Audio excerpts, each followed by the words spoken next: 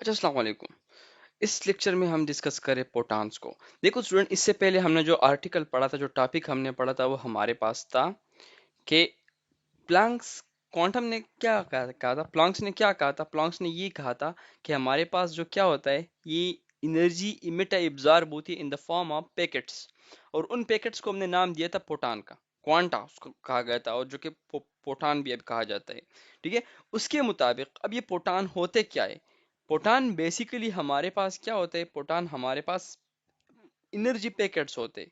ठीक है, energy packets. तो ये याद रखें कि proton is nothing but these are just energy packets. और ये टेनी इंडिविजिबल होते हैं, नहीं? ठीक है, टेनी होते, स्मॉल होते, और हम इसको नहीं देख सकते, मतलब इसको मजीद डिवाइड नहीं कर सकते। ठीक है, इनडिविजिबल, इनविजिबल नहीं, इनडिविजिबल। ठीक है, इनडिविजिबल। और इनविजिबल, इनविजिबल ये होता है जो चीज़ हम नहीं दे सकते। इनडिविजिबल ये होता है जिसको हम मजीद फर्दर डिवाइड नहीं कर सकते। ये बहुत ज़्यादा टेनी होते हैं। ठीक है। और हमने प्लैंक्स में ये पढ़ा था कि हमारे पास जो एनर्जी होता है वो डायरेक्टली प्रोपोर्शनल होता है किस चीज़ के? फ्रीक्वेंसी के। और फिर हमने लगाया था E is equal to H F. H यहाँ पर हमने लगाया था। ठीक है। और हमने ये भी पढ़ा था कि एच, एच की वैल्यू क्या है, एच का यूनिट क्या है। ये सारी चीज़ें हमने वहां पर पढ़ी थी। अब हमें ये भी पता है कि हमारे पास c is equal to f lambda के बराबर होता है। ठीक है। जो स्पीड हमारे पास होता है वो इसके बराबर होता है। अब अगर हम यहाँ से एफ की वैल्यू निकाले, तो एफ मेरे पास क्या आ जाएगा? एफ हमारे पास आ जाएगा इधर से सी बाई लेमडा। तो अगर मैं ये एफ की वैल्यू यहाँ पर लगा दूं, ठीक है, तो मेरे पास ई क्या बन जाएगा? ई मेरे पास बन जाएगा एच सी बाई लेमडा। तो अगर आपको एमसीक्यू दे जाए एनर्जी ऑफ प्रोटॉन का क्या इक्वेशन है in term of speed of light, तो आप लोग इस तरीके से लिख सकते हैं। या आपसे पूछा जा सकता है इन टर्म ऑफ वेवलेंथ। ठीक है, in term of wavelength speed energy of proton का क्या इक्वेशन, तो आप लोगों ने ये लगाना है। ठीक है, तो मैं यहाँ पर लिख सकता हूँ एनर्जी इक्वेशन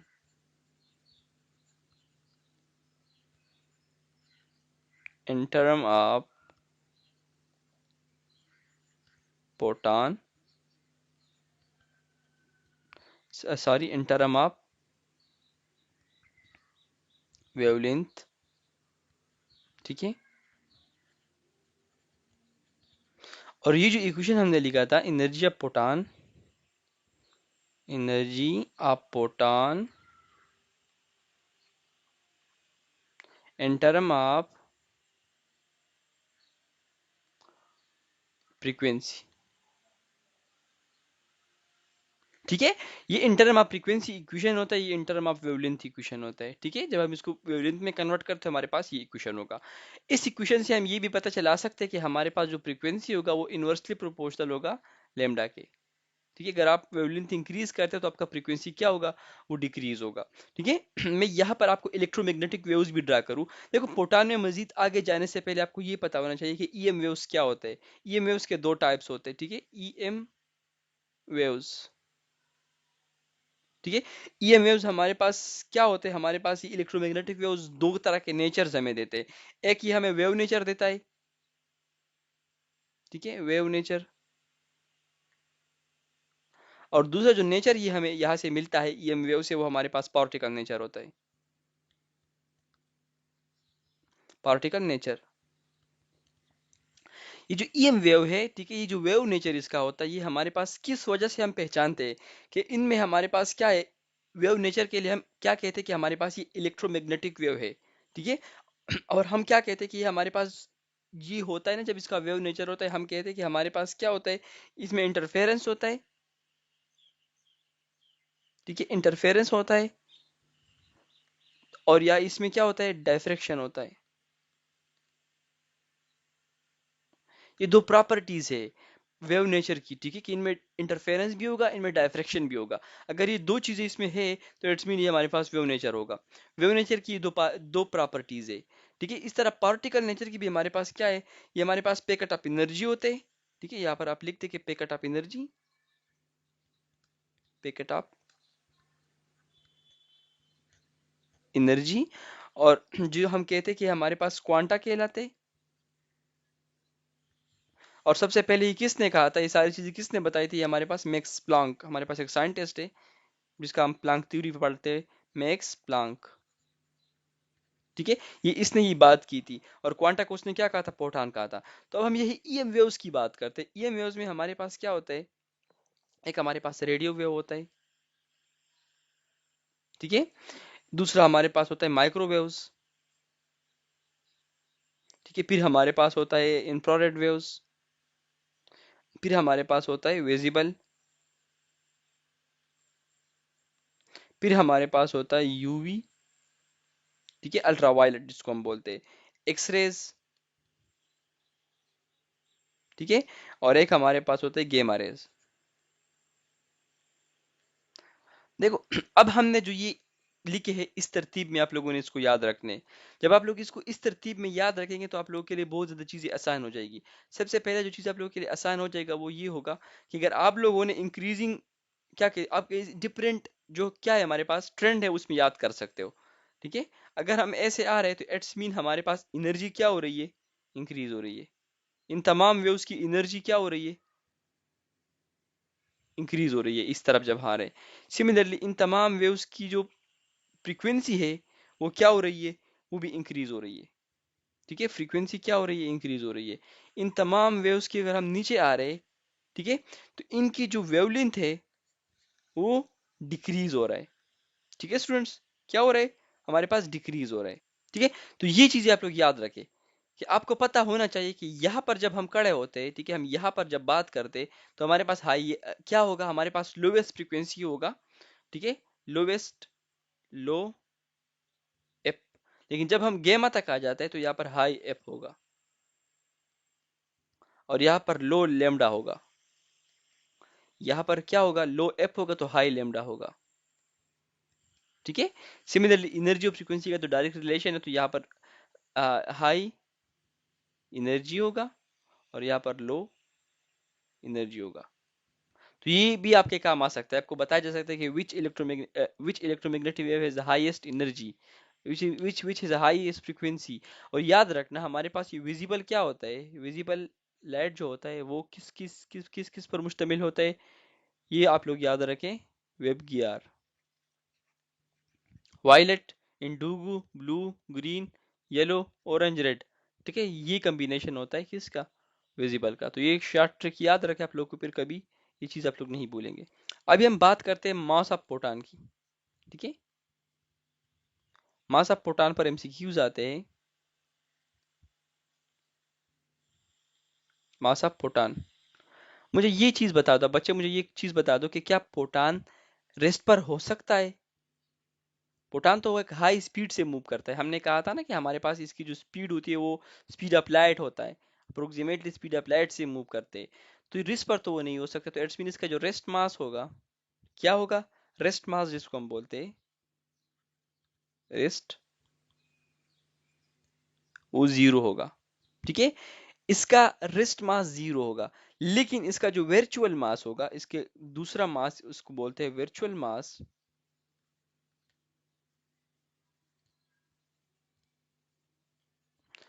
और हम उसको काइनेटिक मास भी बोलते हैं।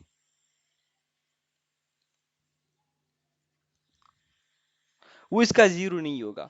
मोस्टली एमसीक्यूज में रेस्ट मास का पूछा जाता है कि रेस्ट मास ऑफ प्रोटॉन क्या होता है? वो जीरो होता है। लेकिन अगर आपसे वर्चुअल मास और काइनेटिक मास का पूछा जाए तो आप लोगों ने ये क्वेश्चन इस्तेमाल करके डिराइव करना है कि E is equal to M C square होता है, ठीक है। आप सबको पता है एनर्जी मास इक्वेशन होता है। E किस चीज के बराबर होता है? एच एफ के बराबर होता है, ठीक है। एम अपनी जगह पर, सी किस चीज के बराबर होता है? आप सबको पता है कि हमारे पास c is equal to f lambda होता है। अगर मैं यहाँ से क्या निकालूं, मैं अगर यहाँ पर ये बात करूँ कि हम क्या लगाते हैं यहाँ पर अगर हम एफ लेमडा स्क्वायर लगा दे, कि हम यहाँ पर क्या लगाते? एफ स्क्वायर लगा लेंगे और लेमडा स्क्वायर क्या कर देंगे? लगा देंगे। अब देखो स्टूडेंट, हमारे पास क्या होगा यहाँ पर? आप लोग सिंपल चीजें देखिए। यहाँ पर अगर मैं यहाँ पर कटिंग करे तो ये जो हमारे पास एच होगा, सारी हमारे पास जो एफ होगा एक एफ के साथ कट जाएगा। तो मेरे पास जो एम आएगा वो किस चीज के बराबर होगा? वो H divided by M, sorry F, एक एफ इधर भी होगा और दूसरा मेरे पास क्या होगा? Lambda square. तो ये हमारे पास इस तरीके से आ गया, ठीक है स्टूडेंट्स। अब इसको मजीद हम सिंप्लीफाई कर सकते हैं। वो किस तरह स्टूडेंट? वो इस तरह कि हमारे पास यहाँ पर एक तो ये इक्वेशन आप लोग याद रख सकते हो। अगर आपको कभी भी फॉर एग्जांपल हम यहाँ पर लगाए ना, यहाँ पर एक चीज मैं बच्चों को बता दूं कि एफ लेमडा है, ठीक है। एफ लेमडा कितनी बार लिखा गया है? एफ लेमडा हमारे पास जितनी बार लिखा गया है उसको हम बोलते हैं कि, मैं यहाँ पर मजीद सिंप्लीफाई कर, आप लोग को समझ आ जाएगा, ठीक है। मैं यहाँ पर इसको मजीद सिंप्लीफाई कर लेता हूँ। M is equal to H, इसको मैं ऐसे लिख सकता हूँ कि एफ लेमडा एंड लेमडा, ठीक है। तो एच अपनी जगह पर, एफ लेमडा किस चीज के बराबर होता है? सी के बराबर होता है, और लेमडा अपनी जगह पर, ठीक है स्टूडेंट्स। ये मैंने क्या क्या कर दिया, ऐसे लिख दिया। और हम यहाँ पर अगर लेमडा की बात करें तो लेमडा बराबर होगा किस चीज का? लेमडा बराबर होगा सी बाई एफ का। तो यहाँ पर वन ओवर लेमडा है ना, तो वन ओवर लेमडा किस चीज के बराबर हो जाएगा? वन ओवर लेमडा बराबर हो जाएगा एफ बाई सी के। तो मैं ऐसे लिख सकता हूँ कि H F by C square, ठीक है। लेकिन इसका आसान तरीका ये है कि आप यहाँ पर जो मैंने एफ लेमडा पुट किया है, आप लोग ये पुट ना करें। फॉर एग्जाम्पल मैं ऐसा कर सकता हूँ ना कि E is equal to M C square, E की जगह आप एच एफ लगा दे, ठीक है स्टूडेंट्स। और यहाँ पर हम क्या कर सकते हैं, एम सी स्क्वेयर अपनी जगह पर लगा दे। सी की जगह आप लोगों ने क्या लिखना है? आप लोग लिख दे हमारे पास कि सी किस चीज के बाद, एम एम सी स्क्वेयर तो मैंने लिख दिया, चलो एम सी स्क्वेयर मैंने लिख दिया। मैंने फाइंड क्या करना है? एम मैंने फाइंड करना है। तो M is equal to H F by C square. तो ये जो हमने पूरा प्रोसेस किया ना, इसकी करने की जरूरत ही नहीं थी। लेकिन ये वैसे मैं दूसरे तरीके से आ रहा था कि आप किसी तरीके से भी इसको प्रूव कर सकते हैं, इसका इक्वेशन आप निकाल सकते हैं। मैंने ये आसान तरीके से किया है, मैंने थोड़ा जल्दी तरीके से किया, लेकिन I will recommend this one, ठीक है। आप डिफरेंट तरीकों से कर सकते हो। अगर आप लोगों ने इंटरम ऑफ वेवलेंथ निकालना है तो आप इसमें मजीद चेंजेस कर सकते हो। लाइक इंटरम ऑफ वेवलेंथ हमारे पास ये इक्वेशन कैसे बनेगा? एम का इक्वेशन क्या बनेगा in term of wavelength? M is equal to H by C lambda. ये क्या होगा? इंटरम ऑफ वेवलेंथ, ठीक है। यहाँ पर आप लिख सकते हो इंटरम ऑफ लेमडा, और ये इंटरम ऑफ फ्रीक्वेंसी एफ, ठीक है। तो इस तरीके से हम इसकी मास को फाइंड आउट कर सकते हैं, इसकी वर्चुअल मास हम बता सकते हैं, ठीक है। वर्चुअल मास या काइनेटिक मास तब इसको बताते हैं जैसे स्पीड है, और उस स्पीड की वजह से जो मास होगा हम उसकी बात करते हैं।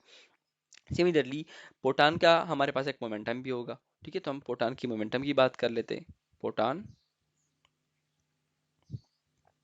मोमेंटम, अब देखो स्टूडेंट, हमारे पास प्रोटॉन की मोमेंटम की अगर आप बात करें तो सिंपल ये इक्वेशन आप लोगों ने हर जगह इस्तेमाल करना है, बहुत काम की चीज है।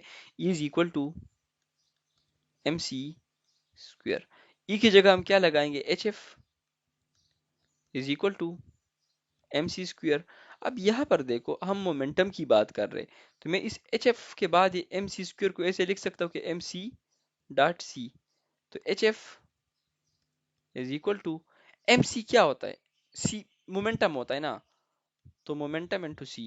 तो अगर मैं यहाँ से मोमेंटम को निकाल दूँ तो p is equal to H F by c. ये बहुत काम की इक्वेशन है। आप इस पर न्यूमेरिकल लाते हैं मोमेंटम ऑफ प्रोटॉन्स, कि आपको फ्रीक्वेंसी गिवन होगी कि the frequency of proton is दुमरा। आप लोगों ने क्या करना है? उसकी मोमेंटम को फाइंड आउट करना है, ठीक है। तो ये इन टर्म ऑफ, ये जो इक्वेशन है इन टर्म ऑफ फ्रीक्वेंसी हम इसको बोलते हैं, in term of, in term of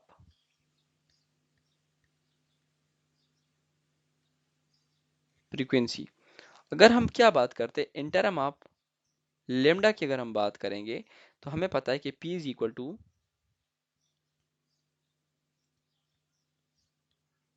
H F by C.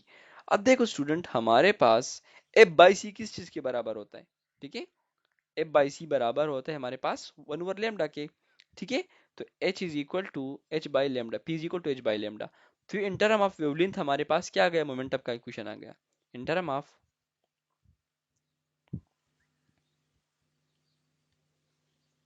Wavelength, ठीक है। ये इन टर्म ऑफ फ्रीक्वेंसी था, ये इन टर्म ऑफ क्या है? वेवलेंथ है।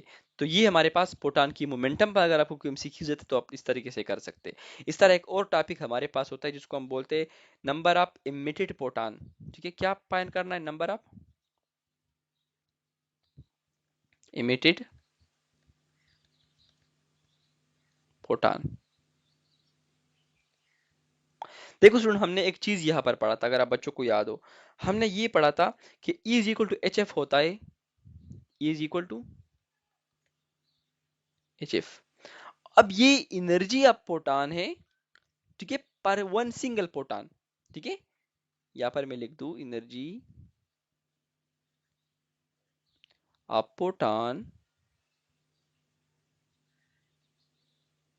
पर सिंगल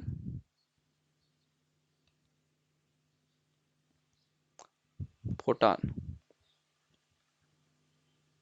ठीक है। अब अगर हम n नंबर ऑफ फोटॉन्स की बात करेंगे तो E हमारे पास क्या आएगा, NHF आएगा। अगर कहीं पर आपको 10 फोटॉन्स गिवन हो, आपको बताया गया हो कि आप the energy of all these photon find करें और इनके जो फ्रीक्वेंसी है हर एक का वो इतना है, तो आप ये फार्मूला इस्तेमाल करेंगे, ठीक है। एन में आप 10 पुट करेंगे और एच का आपको पता है और फ्रीक्वेंसी आपको गिवन होगी, तो ये हो गया।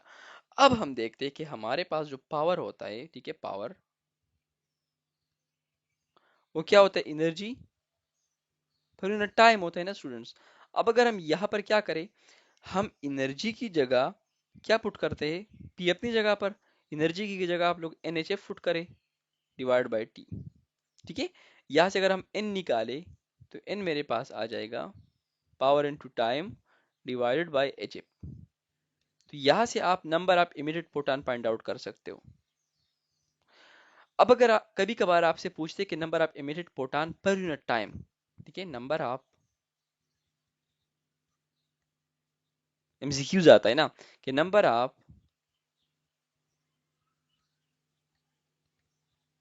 इमीडिएट फोटॉन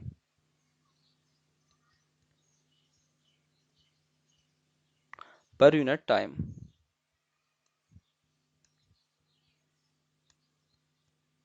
तो आप लोगों ने टी से इसको डिवाइड करना है, तो एन बाई टी आ जाएगा is equal to p by h f आ जाएगा। तो ये जो चीज है ना, पी बाई एच एफ, ठीक है, ये पावर ऊपर वाला पी जो है ना ये पावर है, ये हमारे पास क्या होगा, पी बाई एच एफ, ये number of emitted proton per unit time, ये just number of emitted protons होते हैं, ठीक है। तो ये जो हमने चीजें पढ़ी ना, ये बहुत ज्यादा इंपॉर्टेंट है एमसीक्यूज के हवाले से, और प्रोटॉन्स पर बहुत ज्यादा एमसीक्यूज आ सकते हैं आप लोग के पेपर में। ये फार्मूलाज अगर आप लोग याद रखेंगे ना तो आप लोग को फिर कोई भी इशू नहीं होगा, ठीक है, क्योंकि ये बहुत ज्यादा इंपॉर्टेंट है। मैं आपको सिंपल बता दूं, बहुत ज्यादा इंपॉर्टेंट चीजें है ये। सबसे कंफ्यूजिंग एमसीक्यूज जो होता है ना वो एनर्जी और देखो मोमेंटम और एनर्जी के बीच में आ सकता है। आपको गिवन होगा कि आपको देखो कभी कभार आपसे पूछते कि आप मोमेंटम ऑफ प्रोटॉन क्या होगा, मोमेंटम ऑफ प्रोटॉन क्या होगा, पी ऑफ प्रोटॉन, ठीक है, मोमेंटम है, ठीक है, पी। ये आपको डिफरेंट ऑप्शन गिवन होंगे, एच सी बाई लेमडा, आपको बी ऑप्शन गिवन होगा एच बाई लेमडा। इन दोनों ऑप्शन में बच्चे कंफ्यूज होते हैं, लेकिन याद रखना एच बाई लेमडा एनर्जी का इक्वेशन होता है, ठीक है, और हमारे पास sorry h by lambda momentum का होता है, और एच सी बाई लेमडा किस क्या होता है, एनर्जी का होता है। तो ये याद रखना, ठीक है, इसमें बच्चे कंफ्यूज होते हैं कि आप लोगों ने क्या करना है, इन पॉइंट्स को अपने साथ याद रखना है। अब इन टॉपिक्स पर जो हमने फार्मूलाज वगैरह डिस्कस किए इन पर हम डिफरेंट एमसीक्यूज डिस्कस करते हैं। अभी हमारे पास एक एमसीक्यूज है, बहुत इंपॉर्टेंट है। The momentum of proton is दुमरा। आप लोगों ने क्या करना है, आपने पी लिख देने की, पी हमारे पास 3 क्रॉस 10 पावर -8 गिवन है। आपको बताया गया कि फ्रीक्वेंसी फाइंड करें, इसमें कोई रॉकेट साइंस नहीं है। आप सब बच्चों को मैंने बताया कि मोमेंटम का जो इक्वेशन होता है, ठीक है, वो बहुत सिंपल होता है, ठीक है। मोमेंटम का इक्वेशन हमारे पास होता है पी इज इक्वल टू, ठीक है, एच बाई लेमडा, ठीक है, एच बाई, एच बाई क्या चीज, मैं यहाँ पर लिख दूं। देखो इसका इक्वेशन अगर आप लोग ऐसे रट्टा करेंगे ना तो फिर भी मसला होगा, रट्टा ना करो। सिंपल आप लोग क्या करेंगे, आप लोगों ने ये तरीका इस्तेमाल करना है कि आप लोगों ने लिख देना है कि हमारे पास एनर्जी किस चीज के बराबर होती है, वो एच एफ के बराबर होती है, ठीक है। और ये ई किस चीज के बराबर होता है, ठीक है, हमारे पास देखो मैं यहाँ पर अगर आपको पता है कि एनर्जी हमने फाइंड आउट किया था कि वो हमारे पास बराबर था किस चीज का, पीसी का बराबर था, ठीक है। अगर हम एम सी स्क्वायर लिख दो तो वो पीसी के बराबर था, is equal to H F, ठीक है। तो यहाँ पर देखो स्टूडेंट हमारे पास क्या हो जाएगा, मोमेंटम किस चीज के बराबर आ रहा है, ठीक है, मोमेंटम पी हमारे पास बराबर आ रहा है एच एफ डिवाइडेड बाई सी। जो कि बराबर होता है h बाई लेमडा के। ठीक है, ये पॉइंट याद रखना। ठीक है, या तो h बाई लेमडा याद रखे, या आप लोग क्या करें, एच एफ बाई सी याद रखें। अब क्योंकि इक्वेशन में हमें वेवलेंथ की जिक्र नहीं बताई गई, वेवलेंथ का कुछ नहीं बताया गया। ठीक है, और हमने तो फ्रीक्वेंसी फाइंड आउट करना है, वेवलेंथ हमने फाइंड आउट नहीं करना। तो इट्स मीन हमने क्या करना है, ठीक है, हमने ये देखना है कि अगर हमें फ्रीक्वेंसी फाइंड आउट करना है, मोमेंटम हमें गिवन है, ठीक है, तो हम फ्रीक्वेंसी को लिख देंगे, वो बराबर हो जाएगा किस चीज़ का, पी सी बाई एच के बराबर हो जाएगा। ठीक है स्टूडेंट्स, अब हमारे पास जो मोमेंटम है वो क्या गिवन है, 3 क्रॉस 3 क्रॉस 10 पावर -8। ठीक है, और यहाँ पर हमारे पास जो c होगा, speed of light 3 cross 10 power 8 divided by h किस चीज़ के बराबर होगा, 6.6 क्रॉस 10 पावर -34। ठीक है, तो यहाँ पर अगर हम इसको सॉल्व करें फर्दर तो हमारे पास ये क्या बनेगा, ये कट जाएगा, यहाँ पर ये 2 हो जाएगा, तो फ्रीक्वेंसी हमारे पास आ जाएगी 1/2 क्रॉस 3 10 पावर 8। ठीक है, ये प्लस में 8 है, ठीक है, और ये -8 है, तो ये खत्म हो जाएगा दोनों आपस में। ठीक है, तो ये -34 ऊपर चला जाएगा, तो हमारे पास क्या हो जाएगा, 8 -8, और यहाँ पर आ जाएगा +34। ठीक है, तो मेरे पास फ्रीक्वेंसी बन जाएगी 3/2 किस चीज़ के बराबर होते हैं, 1.5 क्रॉस 10 पावर 34। तो ये हमारे पास फ्रीक्वेंसी की वैल्यू होगी। तो इस तरीके से आप लोग इसकी कैलकुलेशन कर सकते हो। चलो हम एक दूसरा एमसीक्यूज करते हैं। ये इक्वेशन, ये एमसीक्यूज हमें बताता है कि आप लोग क्या करें, द मोमेंटम फाइंड करें, आप प्रोटॉन, एक प्रोटॉन की मोमेंटम फाइंड करें और उसका वेवलेंथ इतना आर्मस्ट्रांग है। देखो बहुत सिंपल है। अगेन अब बच्चों को मैं बता दूं ना, हमारे पास सिंपली जो मोमेंटम का फार्मूला था इन टर्म ऑफ वेवलेंथ, जब इन टर्म ऑफ वेवलेंथ की बात होती है ना, तो आप लोगों ने सिंपल h बाई लेमडा इस्तेमाल करना है। अब हमने क्या फाइंड करना है, मोमेंटम ही को फाइंड आउट करना है, तो p अपनी जगह पर। ठीक है, h की वैल्यू आप लोग लिखते हैं 6.6 cross 10 power -34 divided by lambda की वैल्यू क्या है, 11,000 आर्मस्ट्रांग। आर्मस्ट्रांग की वैल्यू क्या होती है, 10 पावर -10 होता है ना, तो मैंने क्या कर दिया, यहाँ पर लिख दिया। अब देखो ऊपर 66 6.6, इसको मैं ऐसे लिख सकता हूँ कि 66 क्रॉस 10 पावर -35। ठीक है, और नीचे हमारे पास 11,000 है, तो इसको मैं ऐसे लिख सकता हूँ कि 11 क्रॉस 10 पावर 3। ठीक है, और माइनस, क्या कहते हैं उसको, -10। ठीक है, क्योंकि 10 पावर -10 इधर भी है, और ये मैंने इस पार में लिख दिया। यहाँ पर हमारे पास स्प्लिटिंग हो जाएगी, तो ये 11 है, 11 6 जा 66, तो 6 क्रॉस 10 पावर -35, ये पावर्स ऊपर चले जाएंगे, -3 + 10। तो अगर इसको हम सॉल्व करें तो -25 -3, तो हमारे पास 6 क्रॉस 10 पावर -28 ऑलमोस्ट आता है। तो इस तरीके से हमारा दूसरा एमसीक्यूज भी क्या हो गया, सॉल्व हो गया। और ये हमारे पास किलोग्राम मीटर पर सेकंड होगा, किलोग्राम मीटर पर सेकंड, क्योंकि ये मोमेंटम की बात हो रही है तो उसका यूनिट यही होता है। अच्छा, ये दूसरा एमसीक्यूज है हमारे पास, approximate wavelength of photon of energy धूम्र इलेक्ट्रॉन वोल्ट। देखो जब जब भी आपको इस तरह के एमसीक्यूज आ जाए, जब आपको एनर्जी गिवन हो और आपने वेवलेंथ को फाइंड आउट करना हो, इसका एक शॉर्ट ट्रिक है। ठीक है, शॉर्ट ट्रिक है इसका हमारे पास, इसको आप बच्चे अपने साथ नोट डाउन कर ले। शॉर्ट ट्रिक ये है कि आपने वेवलेंथ को फाइंड आउट करना है, और ये आंसर आपको आर्मस्ट्रांग में मिलेगा। ठीक है, जब आपको एनर्जी इलेक्ट्रॉन वोल्ट में गिवन हो, आप लोगों ने क्या करना होगा, 12,400 डिवाइडेड बाय ये जो आपकी एनर्जी है ना, एनर्जी इन इलेक्ट्रॉन वोल्ट। अब ये जो आपको नजर आ रहा है ना 12,400, ये कांस्टेंट है, ये हमेशा इस फार्मूला में रहेगा। ठीक है, तो मैं यहाँ पर अब इस इक्वेशन के लिए करता हूँ, इस एमसीक्यूज के लिए करूंगा ना, तो हमारे पास वेवलेंथ इन आर्मस्ट्रांग बराबर हो जाएगा 12,400 डिवाइडेड बाय ये हमारे पास एनर्जी 2.48, ठीक है, इलेक्ट्रॉन वोल्ट हो जाएगी। अब देखो इसको मैं ऐसे लिख सकता हूँ ना कि 12,400 डिवाइडेड बाय 248 क्रॉस 10 पावर 2, इस तरीके से मैं लिख सकता हूँ। ठीक है, बिल्कुल लिख सकता हूँ। ठीक है, ये जो 10 पावर 2 है और ये 2 जीरो आपस में कट जाएंगे। ठीक है, तो ऊपर क्या रह गया हमारे पास, ठीक है, ये देखो स्टूडेंट, यहाँ पर मैं गलती कर रहा हूँ। ठीक है, आप लोग पॉइंट को फाइंड आउट कर ले, ये -2 हो जाएगा। ठीक है, जब मैं फॉर एग्जांपल पॉइंट को यहाँ से यहाँ ले जाता हूँ, ठीक है, तो ये माइनस में होगा पॉइंट, तो ये -2 हो जाएगा, ये आपस में कट नहीं हो सकते फिर। तो फिर हमारे पास ये क्या हो जाएगा, 124 डिवाइडेड बाई 248 क्रॉस 10 पावर 4। दो जीरोस ऊपर है, दो नीचे से गए तो 4 हो गए। ठीक है, तो हमारे पास जो वेवलेंथ आ जाएगा, ठीक है, वेवलेंथ बराबर हो जाएगा 124 डिवाइड बाई 2 पूरे ऑलमोस्ट डबल है, तो 1.2 1/2 आता है, जो कि 0.5 के बराबर होता है। 0.5, ठीक है, क्रॉस 10 पावर 4। ठीक है, क्या हमारे पास आर्मस्ट्रांग। इसको मैं ऐसे भी लिख सकता हूँ कि lambda is equal to 5 cross 10 power 3। ठीक है, आर्मस्ट्रांग। और आर्मस्ट्रांग की जगह अगर आप वैल्यू लगा देंगे तो 5 क्रॉस 10 पावर 3 10 to 10 पावर-10 मीटर। ठीक है, तो ये हमारे पास 5 क्रॉस 10 पावर-7 मीटर। तो मीटर में भी आप लोग इसका आंसर निकाल सकते हो। अगर आप लोगों ने नैनोमीटर में इसको कन्वर्ट करना है, ठीक है, कभी कभार आपको ऑप्शंस नैनोमीटर में गिवन होता है, तो नैनोमीटर किसके बराबर होता है? 10 पावर-9 के बराबर होता है। ठीक है, तो हमने यहाँ पर 10 पावर-9 को बनाना है। ठीक है, तो बनाना बहुत आसान है। हमने क्या करना होगा, 10 पावर 2 से मल्टीप्लाई करना होगा तो ऊपर 500 हो जाएगा, और 10 पावर 2 से डिवाइड करना होगा, तो क्रॉस 10 पावर-7 मीटर। ठीक है, तो ये जो 10 पावर 2 ये ऊपर चला जाएगा, तो हमारे पास क्या आ जाएगा, 500 क्रॉस 10 पावर-9 मीटर, जो कि 500 नैनो मीटर के बराबर हो जाएगा।